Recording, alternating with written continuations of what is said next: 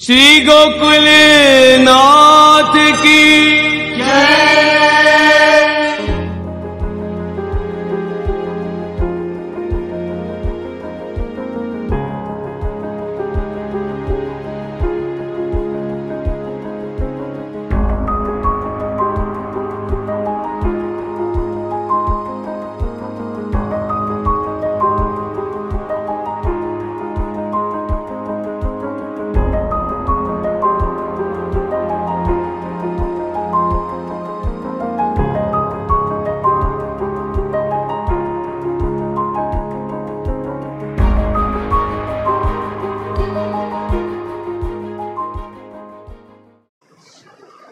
और या से ज्यादा क्या चाहिए कि वो कल अपन देख गए वो तीनों अंतिम जन्म के 3 संकेत भी श्री महाप्रभु ने दे दिए।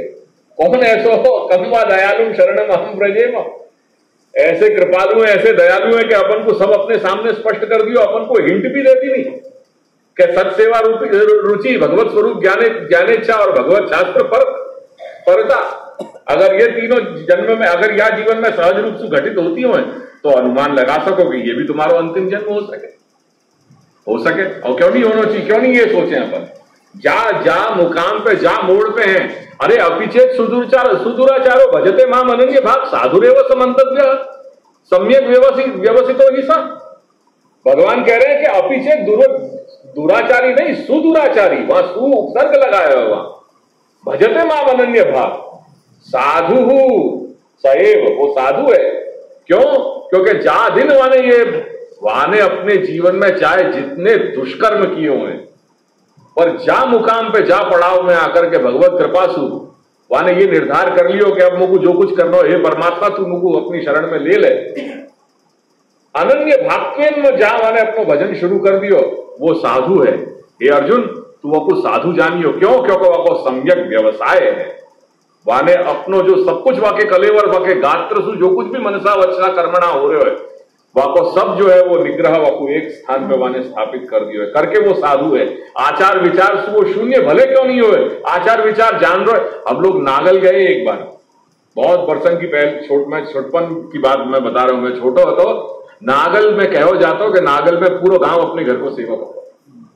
अब तो सड़कें बन गई हैं और पक्के मकानात हो गए हैं। जब मेरी पहली विजिट आती वहां पे नागल, और कोई बिना कहे हम यूं ही निकल गए थे। वास्तव में बंसी वाले और वो लोग सब आते। मैं तो छोटा तो शायद लालन की एज को ही होऊंगा मैं। तो वास्तव में हम लोग पहुंचे, वास्तव में कच्ची सड़कें आते, कच्चे मकान आते, और चंद्रावली दादी जी के 2-3 सेवकें आते वहां टाइम पे, जो लगभग वह समय उनकी शायद 90 वर्ष की, 85-90 वर्ष की अवस्था आती। तो हम लोग जैसे ही गए, पीली टेम्पो ट्रैवलर थी वहां में, शायद हम लोग वहां से आ रहे थे या यहां से जा रहे थे, उनको ख्याल नहीं है। ऐसे ही सहज नायना के मन में क्या है कि चलो अपन चल रहे हैं, नागल चले। नागल में हमारे गोविंद 18 साल विराजे। एक समय आया तो, और शायद हो सके कि वही समय चंद्रावली माजी महाराज के समय वहां पे ब्रह्मपुरी में नाहरगढ़ के नीचे वहां अपनो एक मंदिर भी है, तो अपन को वहां, और वहां पे बावड़ी थी जो दादी जी के नाम से, गोकुलनाथ जी की बावड़ी के नाम से वो प्रसिद्ध, आज भी वो बावड़ी है। वहां की जब मैं गया, और सबसे पहले वो, ये जयपुर की बात है, नागल की बात बाद में बताऊं। जब मैं हम वो गए, सात चौक को मंदिर है, अब तो सब अतिक्रमण हो गया वहां पे। या की कहानी भी कैसी थी हमको तो मालूम ही नहीं है। चौपड़ान में पहले पुराने हते कि भैया अपनो कोई स्थान है वहां पे, देवस्थान को यहाँ पे लेटर आया। जो देवस्थान की बात कर रहे थे ना कि राजस्थान में सब देवस्थान विभाग के अंतर्गत है, देखिए तुम्हारा एक मंदिर है यहाँ पे, आपको पंजीकृत कराओ। तब तो ख्याल में आया कि अभी भी कुछ है वहां पे, तो जाकर के देखो तो मालूम पड़ेगा तो खंडर है बिल्कुल, और सब पचा लिए हुए लोगों ने, और सब अब ठीक है, जो है वो है, अब कुछ है नहीं है। बावड़ी जब वहां हम देखने गए तो वहां कई लोगों ने क्या ये बात बताई, वहां के बुजुर्ग लोगों ने, कि यहाँ जो वो माझी विराज थी चंद्रावली दादी जी के लिए, कहते कि जब वो राजभोग में, राजभोग घर के ठाकुर जी को वो बावड़ी पे आती और यमुनाष्टक को पाठ करती, तब जल बावड़ी में से ऊपर आता, और यो बैठ की जो ऐसे जो पारी हो ना, वहां पे पारी पे बैठ करके यो झारी यो भरती, और फिर झारी भर के अंदर राजभोग के समय अंदर पधराने जाती, और फिर पानी जो है वो नीचे चलो जाता। ये आख्यायिका मैं, आगरा वाले हमारे वकील साहब मुकुंद जी और पानू भाई आगरा वाले, हम 5-6 लोग जब गए थे, 1444 नाम की जीप थी पहले अपने पास, जो उनको कदाच मालूम हुए, वहां में हम जीप में बैठ करके हम लोग जाते थे वहां टाइम पे। तब उनने ये आख्यायिका या बावड़ी की सुनाई जयपुर में। तो जयपुर में भी कई समय जो है ठाकुर जी विराजे हैं। चौक में ये जो शेर और 2 हाथी, चौक में शेर और 2 हाथी हैं। यहाँ मंगला में जो लोग नहीं जा रहे हैं दर्शन, अच्छी बात है, मेरे कहने से सुनो, जो जाते होंगे वो देख लीजिए। वो ब्रजपत दादाजी जब पधारे हैं, दादाजी के प्रपौत्र, तब उनके साथ के हैं। ये 350 साल पुराने हैं, ये प्राचीन, ये जो हैं ये भी वहीं के हैं। जयपुर के साथ पहले घनिष्ठ संबंध हो, जयपुर बीकानेर, और जब यहाँ के राजाएं, पहले राजस्थान के कई राजाएं जो है पहले वैष्णव थे, बाद में शाक्त बन गए, ये लोग शैव बन गए। तो शैव और शाक्त बनने के बाद फिर अपने पूर्वजन ने वो को धीरे धीरे सब त्याग कर दिया।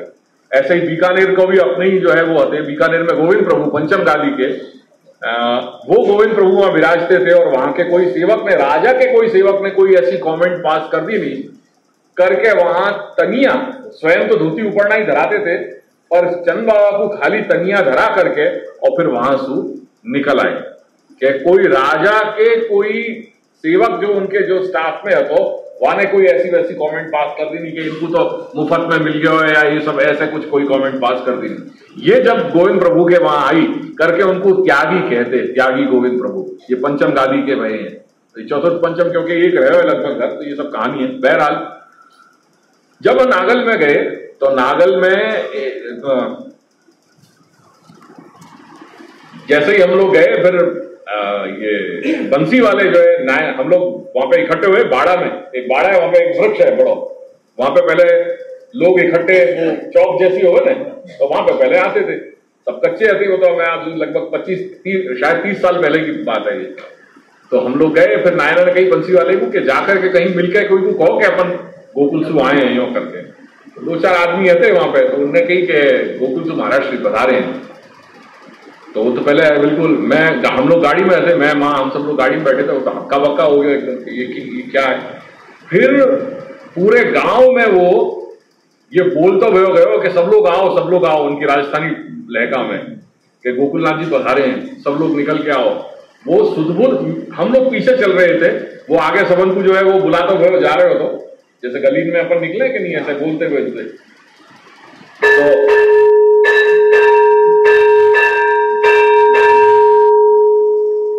वो नालियां हुए, कभी वो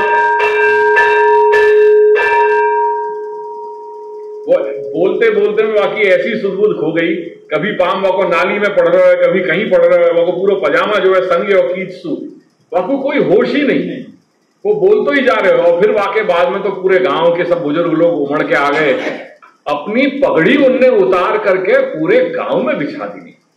राजस्थानी के लिए तो पगड़ी उनके मान को प्रतीक हो है, उनको पूरा मान सम्मान उनकी पगड़ी हो है, पगड़ी उतार करके बिछा दी। नायना के एक चरण उनने जो है वो रास्ता में नहीं पड़ने दिए।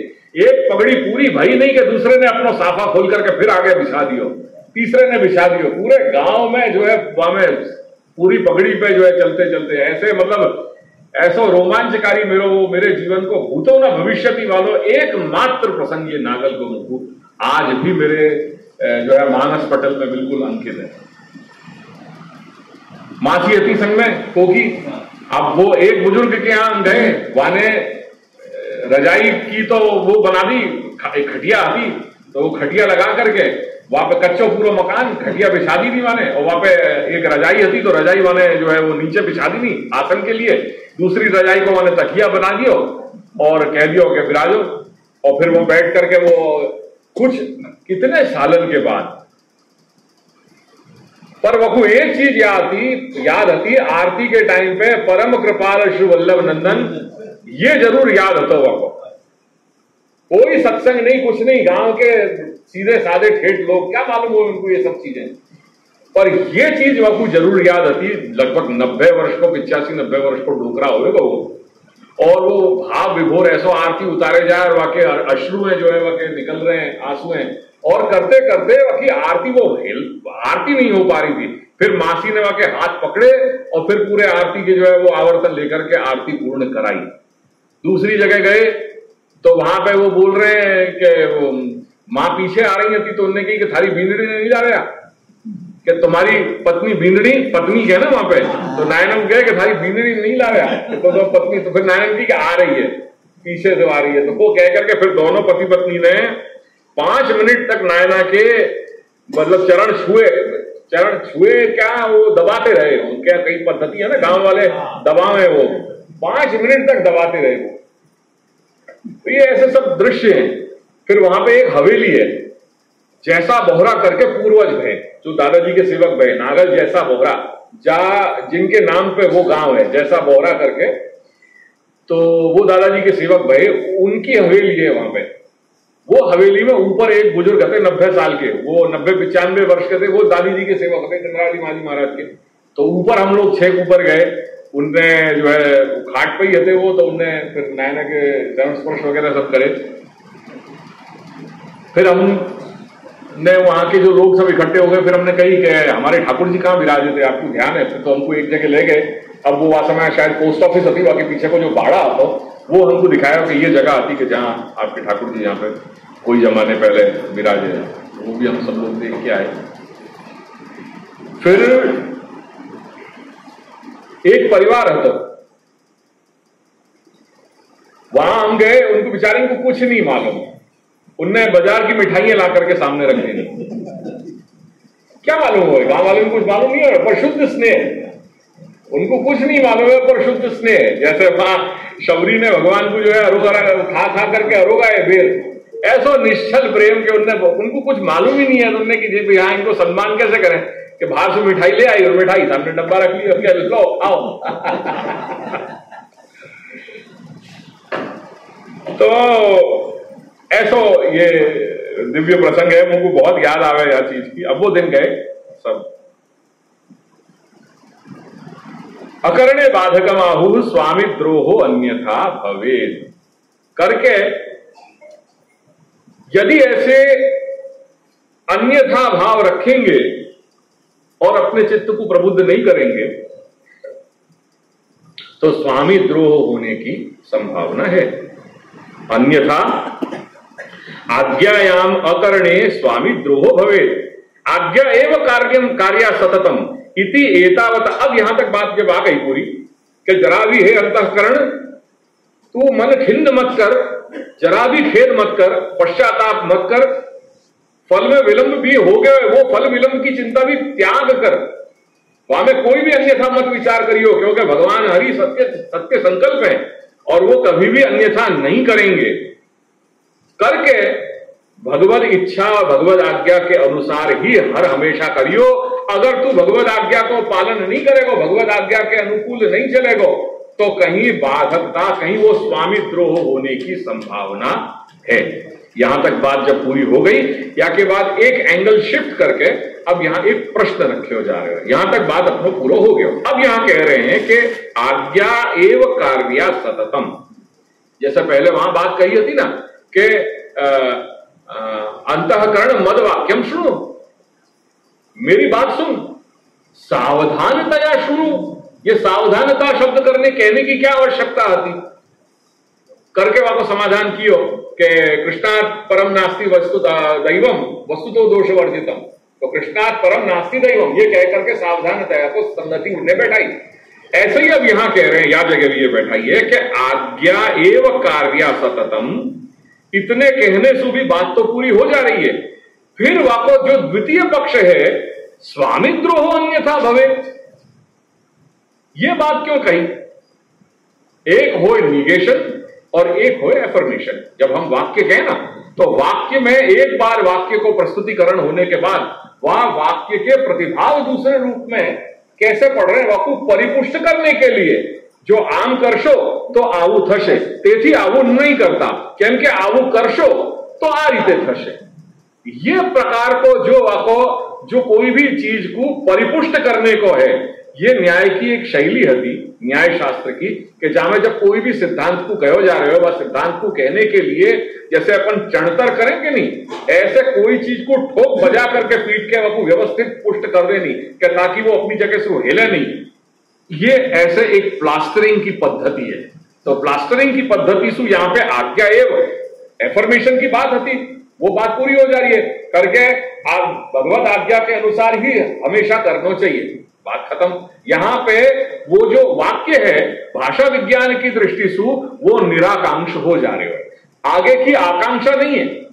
ये संस्कृत व्याकरण के कुछ पारिभाषिक शब्द हैं, तो यहां पे निराकांक्ष हो गया वो वाक्य।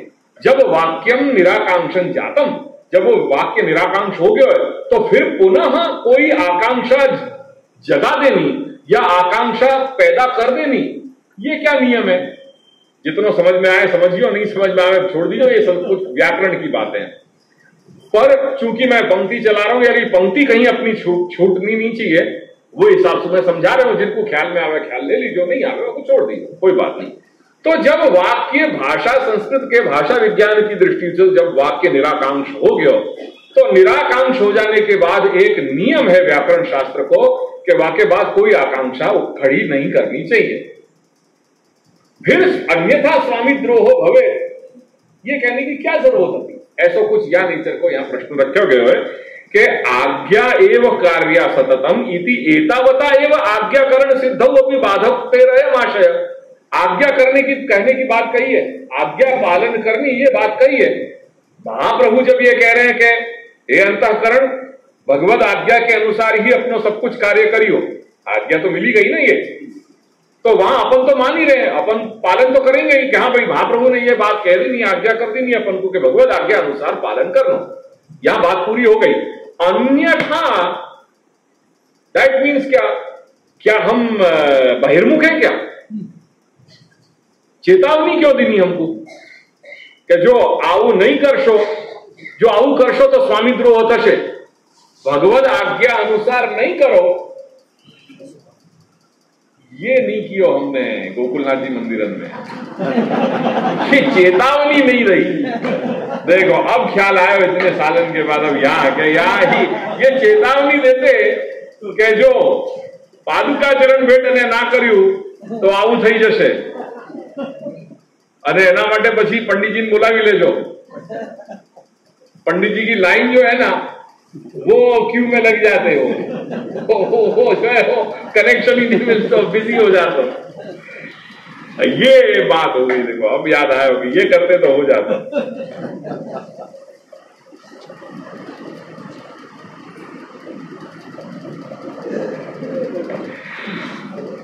तो आज्ञाकरण सिद्धौ अपि बाधक होते हैं, फिर ये करने की क्या जरूरत थी? ऐसी चेतावनी क्यों दी नहीं? तो वो चेतावनी देने के पीछे को ये कारण है, ये आशय, तस्य अयम आशय कि यथा फल प्रकरणे, अगेन फिर वही बात आती जो पहले को उदाहरण आ गया था।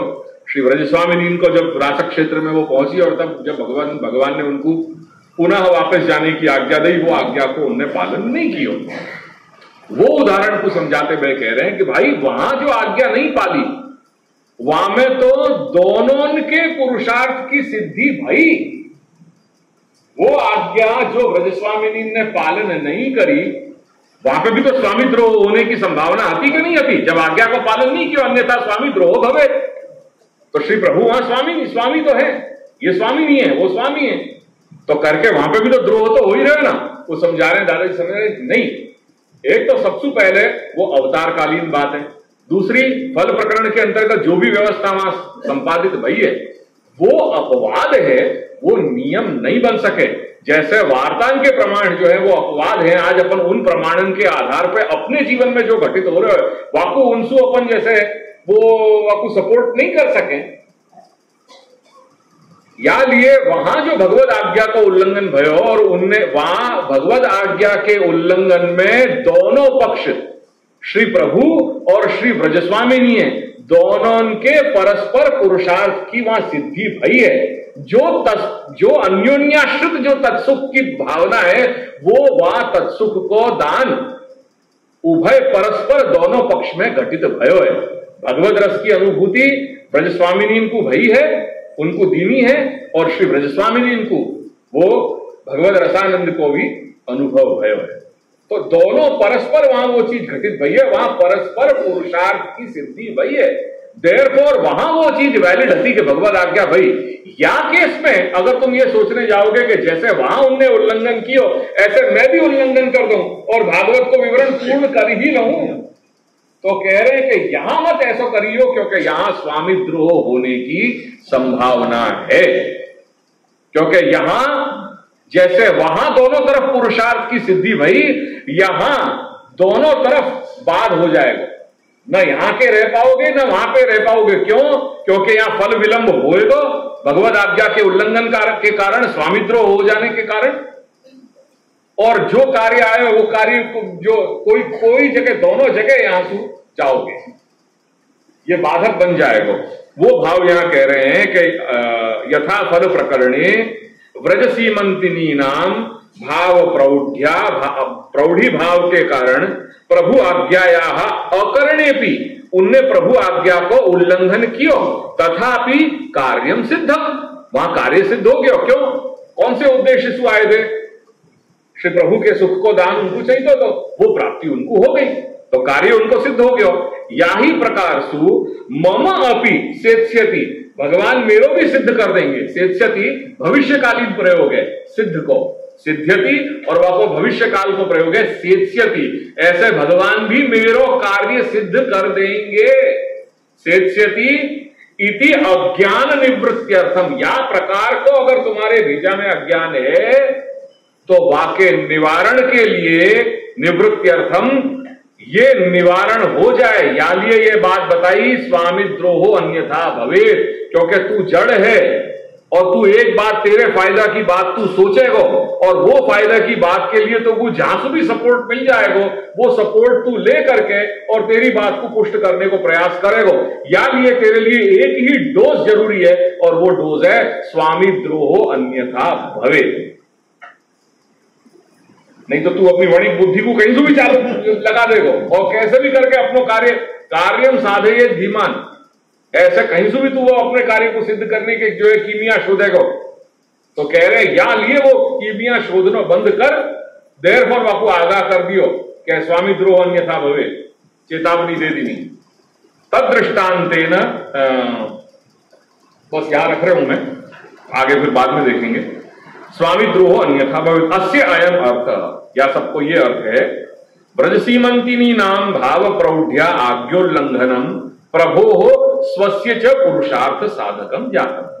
ब्रजसीमंतिनी इनके द्वारा, श्री ब्रजस्वामिनी इनके द्वारा प्रौढ़ी भाव के द्वारा जो आज्ञा उल्लंघन कियो, वासु एक काम उनको सिद्ध भयो और भगवान को भी कार्य सिद्ध भयो। प्रभो हो स्वस्य च, प्रभु को पुरुषार्थ सिद्ध भयो, स्वस्य च सिद्ध, जो ब्रजस्वामिनी है उनको भी सिद्ध भयो।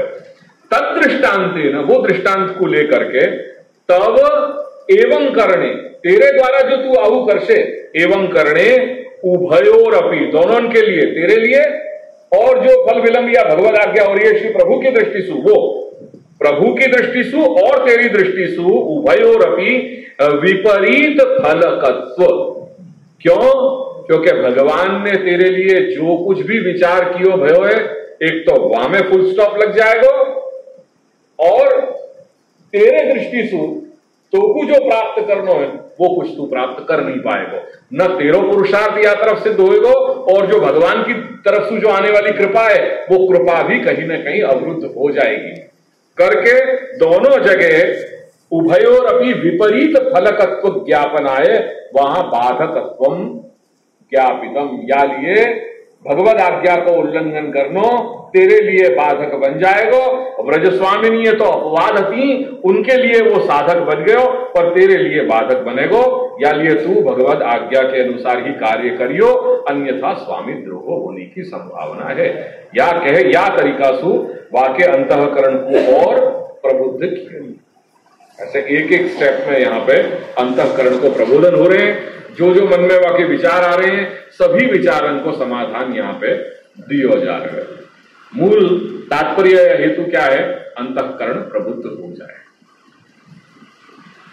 श्री गोकुलनाथ